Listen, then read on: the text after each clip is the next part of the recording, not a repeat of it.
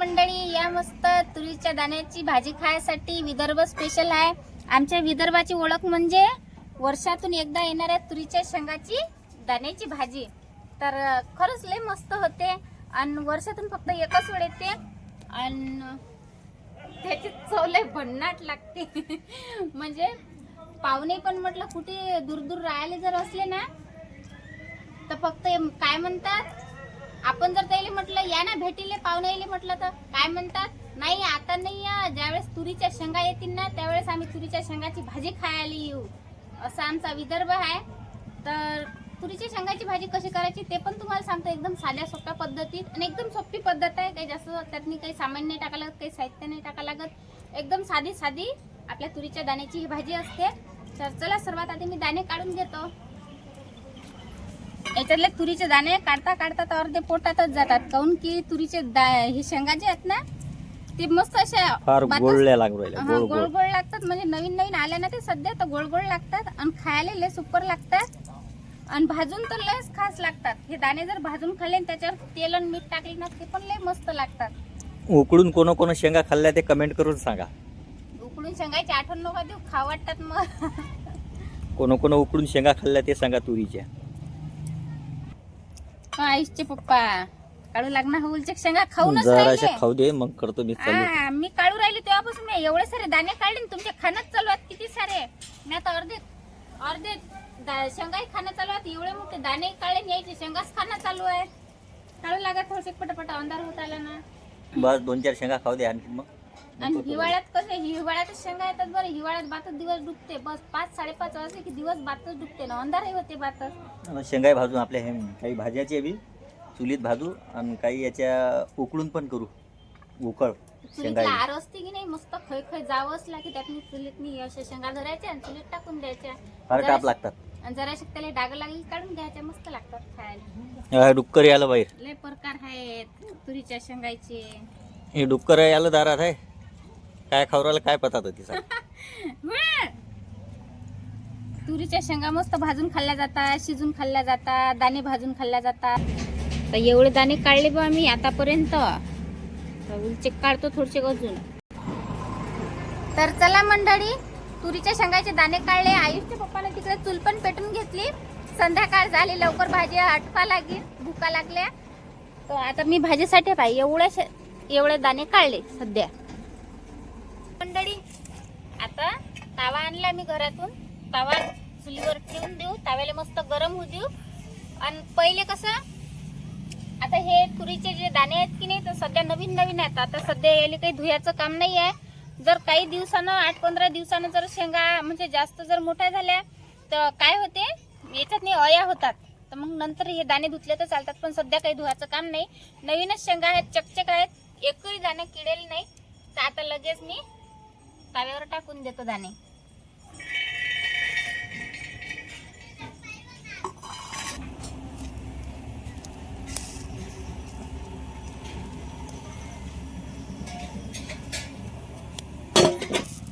आपण जे म्हणजे चुलीवर जे ताव्यावर दाणे टाकले की नाही ते नेहमी फिरवत राहायचे, नाहीतर मग ते जळून जातात।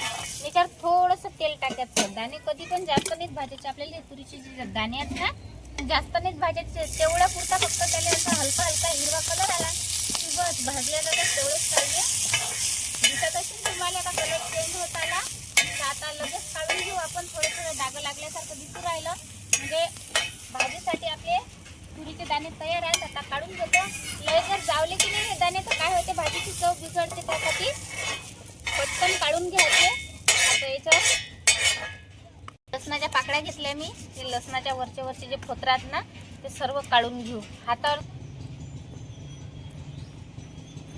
आयुषच्या पप्पाले म्हटलं तुरीच्या शेंगाची भाजी आज तुमच्या हातची करून दाखवा, म्हटलं तुमच्या हातची करून मी खातो आज, कारण की प्रत्येकाच्या हातची भाजी जी आहे की नाही तुरीच्या शेंगा तेच राहतात। आपण हिरव्या मिरच्याही टाकतो, लसणही टाकतो, साहित्य सर्व तेच टाकतो, पण प्रत्येक तुरीच्या शेंगाचे जे दाणे असतात ना त्याची भाजी वेगवेगळ्या पद्धतीची असते आणि चवीले पण वेगवेगळी लागते।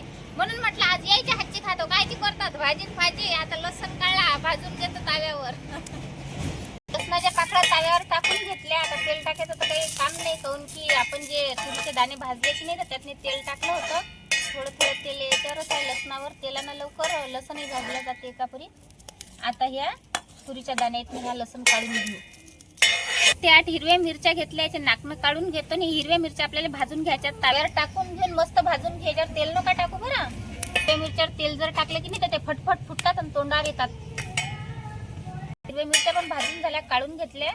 मस्त आपले तुरीचे दाणे घेतले, शेंगाचे दाणे, लगे हिरव्या मिरच्या, लसण पण भाजून घेतला. आता घेऊ त्याच्यात थोडासा संबार घेतलाच पाहिजे. संबारानं आपल्या तुरीची जे दाण्याची जे भाजी आहे ना ते चवदार लागते.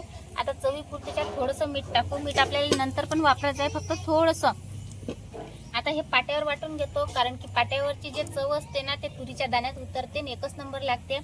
जर तुम्हाला मिक्सरातून काढायचं असलं तर मिक्सरातून पण काढू शकता, पण जशी पाट्यावरची तुरीच्या दाण्याची भाजी लागते ना तशी तुरीच्या शेंगाची दाण्याची भाजी मिक्सराची चव देत नाही. तर त्यासाठी आता मी हे पाट्यावर मस्त वाटून घेतो.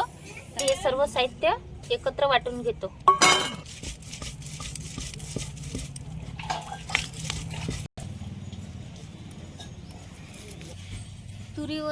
तुरीचे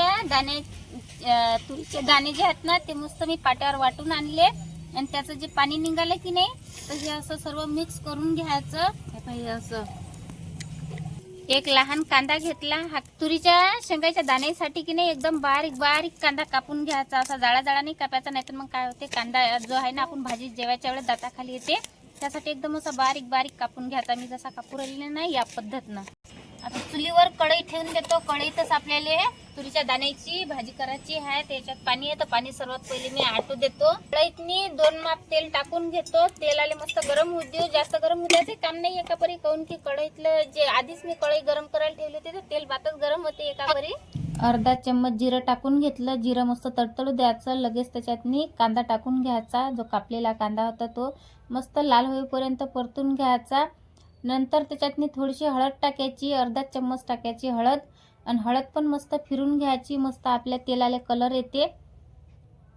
लगेच आपण जे दाणे वाटले होते ना तुरीचे दाणे ते पेस्ट टाकून घ्यायची. तेलातनी सर्व बाजूनं मिक्स करून घ्यायची, म्हणजे जेणेकरून आपलं तेल, हळद, मीठ, कांदा हे सर्व एकजीव झालं पाहिजे. त्या पद्धतीनं सर्व फिरून घ्यायचं. कलर पण लय भारी आला, वास पण मस्त घमघमी उराला एकदम. नंतर त्यातनी थोडंसं पाणी टाकायचं. वरून जेवढं पाणी पाहिजे आपल्याला तेवढं पाणी टाकून घ्यायचं. आपल्याला घरातनी भाजी किती पाहिजे त्या पद्धतीनं भाजी टाकून घ्यायची. नंतरच त्याला मिठाचा आकार समजते आपल्याला, तर थोडंसं वरून मीठ टाकून घ्यायचं, कारण की थोडंसं आपण मीठ अगोदर घेतलं होतं ज्यावेळेस दाणे वाटले त्यावेळेस. तर आता थोडंसंच मीठ टाकायचं, झाकण ठेवून द्यायचं. एक उकळी येऊ द्यायची मस्त, आणि खै उकळी येऊ द्यायची. आपण तसे तर दाणे एकापरी वाटेल म्हणजे भाजीलाच होते वाट्याचे अगोदर. तर उकळी पण लय भारी आली आपल्या भाजीले. तुरीच्या दाण्याची भाजी एकच नंबर बनली. आणि खै उकळी आल्याच्या नंतर मस्त घट्ट भाजी झाली. याच पद्धतीनं तुम्ही पण भाजी करा. तर भाजी पण पाहू शकता कलर किती भारी आला. आणि अशीच भाजी हे गावाच्या म्हणजे आमच्या गावच्या इकडे अशीच भाजी करतात. एक नंबर भाजी बनते. तुम्ही पण अशीच भाजी करा. नक्की मला कमेंट करून पण सांगा की तुमच्या घरची तुरीच्या दाण्याची भाजी कशी झाली. तर आणि व्हिडिओ आवडल्यास लाईक करा, शेअर करा, सबस्क्राईब करा. आणि तुम्हाला अशाच जर नवनवीन काही व्हिडिओ बनवायचे असतील तर तुम्ही कमेंट करून सांगा. तुमच्यासाठी मी असेच नवनवीन व्हिडिओ आणत जाईन. तर हा व्हिडिओ तुम्हाला कसा वाटला? बाय.